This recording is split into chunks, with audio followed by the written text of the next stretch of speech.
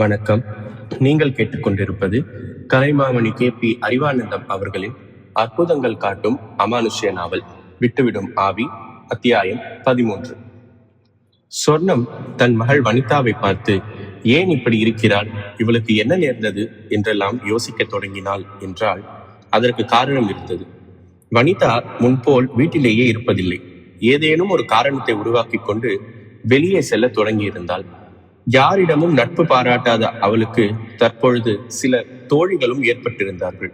அவர்கள் வீட்டிற்கு இவள் போவதும் இவளை தேடிக்கொண்டு அவர்கள் வருவதும் அதிகரித்திருந்தது.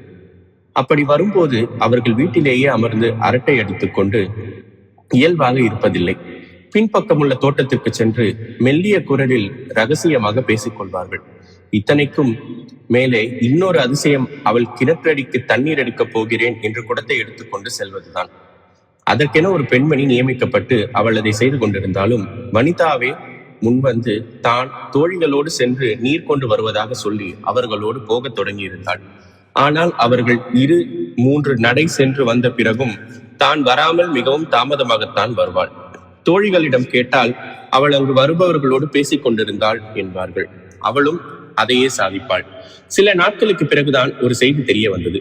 பக்கத்து கிராமத்தின் மிராசுதாரர் மகன் அவளை தேடிக்கொண்டு வருகிறான். இருவரும் அங்கு ஒரு இடத்தில் சந்தித்து நீண்ட நேரம் பேசிக் கொண்டிருக்கிறார்கள். தோழிகள் நீரெடுக்க கடைசி நடை வரும் பொழுது அவர்களோடு இணைந்து வந்து சேருகிறாள் என்பதையெல்லாம் தோழிகளிடம் துருவி துருவி கேட்டு தெரிந்து கொண்டாள் சொர்ணம். இந்த நிலை இப்படியே தொடர்ந்தால் எங்கு போய் முடியுமோ என்று கலக்கம் ஏற்பட்டு கணவனிடம் சொல்வதா வேண்டாமா என்று யோசித்து பின்னர் சொல்லலாம், இன்னொரு நாள் சொல்லலாம் என்று நிதானித்து இன்று சொல்லியே தீர்வது என்று தீர்மானித்து சொல்ல வரும்போது நிலைமை அவள் கையை மீறி சென்று விட்டது. பதட்டத்தோடு ஓடி வந்த வனிதாவின் தோழிகள், வனிதா மிராசுதாரர் மகனுடைய வண்டியில் ஏறிக்கொண்டு அவர்கள் ஊருக்கு போய்க் கொண்டிருக்கிறாள் என்பதை சொன்னாள். நடந்ததையெல்லாம் கேட்ட சுப்பையா திருக்கிட்டார். அந்த மிராசுதாரர் மகன் பெண் பித்தனாச்சே, பல பெண்களின் வாழ்க்கையை சீரழித்தவனாச்சே, இது தெரியாம பழக விட்டுட்டு பிறகு வந்து சொல்றியே என்று புலம்பினார். அதிர்ச்சி அடைந்த சொர்ணம் பிரமை பிடித்தவள் போல் நின்றாள். சுப்பையா தன்னை நிதானப்படுத்திக் கொண்டு, இந்த நேரத்தில் வனிதாவை காப்பாற்றும் சக்தி பொன்னிக்குள் இருக்கும் சித்தருக்கு மட்டும்தான் உண்டு என உணர்ந்தவராய் பூஜை அறைக்கு சென்றார். பொன்னி அங்கே இல்லை. இனி என்ன செய்வது என்று புரியாமல் திகத்தி நின்ற சுப்பையா, என் மகளை காப்பாத்துங்க சாமி என்று மனமுருகி வேண்டினார். வனிதா மிராசுதாரர் மோகன சுந்தரத்தின் மகன் செல்வரங்கத்தின் வில் வண்டியில் பெருங்கனவுகளோடு அமர்ந்திருந்தாள். மிராசுதாரர் பங்களாவில் கார்கள் இருந்தாலும் செல்வரங்கத்துக்கு இந்த வில் வண்டியில் செல்வதுதான் பிடிக்கும் என அவன் சொல்லியிருந்ததை நினைத்துக் கொண்டாள். என்னை பத்தி உங்க வீட்டுல எப்ப சொல்ல போறீங்க என்று அவ்வப்போது கேட்டுக்கொண்டிருந்த அவளிடம் அன்று அவசரமாக வந்த அவன், எங்க அப்பா அம்மா கிட்ட உன்னை பத்தி சொல்லிட்டேன், உன் மனசுக்கு பிடிச்ச எங்க மருமகளை இன்னிக்கே கூட்டிட்டு வா, நாங்க பார்க்கணும்னு சொல்லிட்டாங்க, உடனே புறப்படு என்றதும் மறுபேச்சின்றி சென்று அதில் அமர்ந்து கொண்டாள் அவள். இன்னும் சில நொடிகளில் அவர்களை பார்க்க போவதையும் அவர்களிடம் எப்படி நடந்து கொள்ள வேண்டும் என்பதை பற்றியும் யோசித்தபடி சென்று கொண்டிருந்தாள். திடீரென வண்டி குலுங்கி நிற்க சிந்தனை கலைந்து சுற்றும் முற்றும் பார்த்தாள் வனிதா. மிகப்பெரிய தென்னந்தோப்பில் வண்டி நின்றிருந்தது. முன்பக்கம் பார்க்க ஒரு மாளிகை தெரிந்தது. வண்டியிலிருந்து இறங்கிய செல்வரங்கம் பின்னால் வந்து நின்று, இறங்கி வா வனிதா என்று அவளை பிடித்து இறக்கிவிட்டாள். வனிதாவுக்கு அந்த சூழல் குழப்பத்தை ஏற்படுத்தியது. இதுவா உங்க வீடு என்று கேட்டாள். ஊருக்குள்ள பெரிய பங்களாவே இருக்கு, இது எங்க பண்ண வீடு, அப்பா அம்மா எப்பவாவது இங்க வருவாங்க, இப்ப உன்னை பாக்குறதுக்காகவே இங்க வந்திருக்காங்க, வா போகலாம் என்று சொன்ன செல்வரங்கம் அவள் கையை பிடித்து அழைத்து சென்றான்.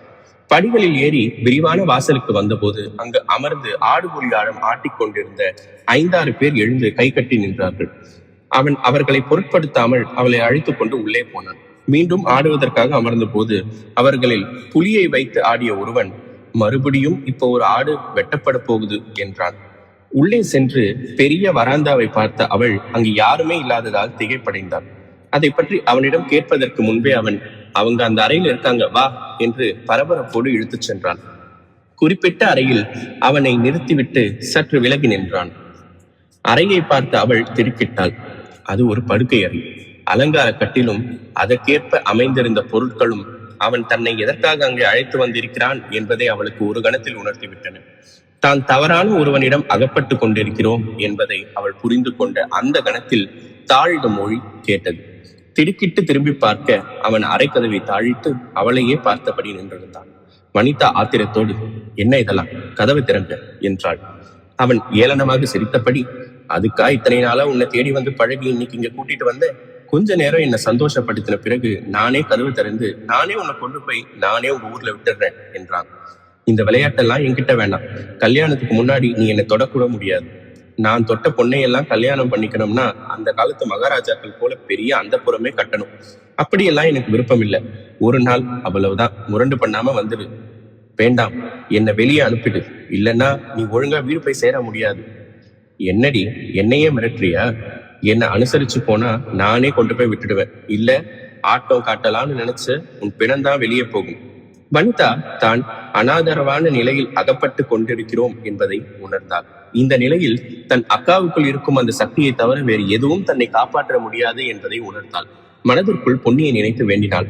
இதற்கிடையில் அவளை விட்டுப்பிடிக்க நினைத்த செல்வரங்கம் பொறுமையை இழந்து, என்னடி நான் சொல்ல சொல்ல அங்கேயே நிக்கிற என்று ஆங்காரத்தோடு கேட்டபடி அவளை நெருங்கி தொட முயன்றான். வனிதா தன்னை மறந்து அக்கா என்று அலறினாள். ஒரு கணம் நிதானித்த செல்வரங்கம், அது யாரடி உன் அக்கா என்று ஏளனமாக கேட்க, நான் தான் என்ற குரல் கேட்டது. அவன் திரும்பி பார்க்க கதவருகே பொன்னி நின்றிருந்தாள். வனிதா அக்கா என்று கதறிக்கொண்டே ஓடிச் சென்று அவளை கட்டிப்பிடித்துக் கொண்டு அழுதாள். பொன்னி பயப்படாதே என்பது போல் வனிதாவின் முதுகில் தட்டி கொடுத்தாள். அதை பார்த்த செல்வரங்கம், ஓ இவதான் உன் அக்காவா? உன்னை விட அழகா இருக்காளே. புறாவுக்கு விழிச்ச வரையில புள்ளிமானே வந்து மாட்டிக்கிச்சே. முதல்ல அக்காவை கவனிச்சுட்டு அப்புறம் உன்கிட்ட வர என்று பேசியபடி சென்று பொன்னியின் தோளில் கையை வைக்க முயல மறுகணம் தூக்கி எறியப்பட்டான். சுவற்றில் மோதி கீழே விழுந்து தடுமாறிய அவன் எழுந்து, ஏய் என்கிட்டயே ஆட்டங்காட்டுறியா? இந்த மாதிரி எத்தனை பேரை பார்த்திருப்பேன். இப்ப உன்னை என்ன செய்யறேன்னு பாரு என்று பயந்து ஓடி வர யாரோ கன்னத்தில் பலார் என்று அரைந்தது போல் துடித்து நின்றான். அதைத் தொடர்ந்து மாறி மாறி கன்னத்திலும் மார்பிலும் முதுகிலுமாக அடிகள் விழுந்தன. வலி தாங்காமல் அலறிய அவன் திடீரென்று அந்தரத்தில் தூக்கப்பட்டு சுழன்றான். வேண்டாம் வேண்டாம் விட்டுடு என்று கத்தினான். அந்த சத்தம் கேட்டு வாசலில் இருந்தவர்கள் ஓடி வந்து படபடவென கதவை தட்டினார்கள். பொன்னி கை காட்ட கீழே விழுந்த செல்வரங்கம் மயக்கமடைந்தான். வனிதாவை பார்த்து, இனிமே இவனால எந்த பெண்ணுக்கும் பிரச்சனை வராது என்று பொன்னி கதவை பார்க்க அது திறந்தது. ஓடி வந்த ஆட்கள் உள்ளே தங்கள் சின்ன விராசுதாரர் மயங்கி கிடப்பதை கண்டு அங்கு நின்ற இருவர் மீதும் பாய்ந்து தாக்க வந்தார்கள். பொன்னி உற்று பார்க்க அங்கங்கு நின்றவர்கள் அப்படியே செயலிழந்து நின்றார்கள். பொன்னி வனிதாவை பார்க்க அவள் பிரமிப்போடு நின்று கொண்டிருந்தாள். வனிதா கொஞ்ச நேரம் கண்ணை முடிக்கோ என்று பொன்னி சொல்ல அதற்கு கட்டுப்பட்டு இரு கண்களையும் இறுகமாக மூடிக்கொண்டாள். பொன்னி வனிதாவின் கையை பற்றி கொண்டாள். இத்துடன் அத்தியாயம் 13 நிறைவுற்றது. மீண்டும் அடுத்த அத்தியாயத்தில் சந்திப்போம். நன்றி.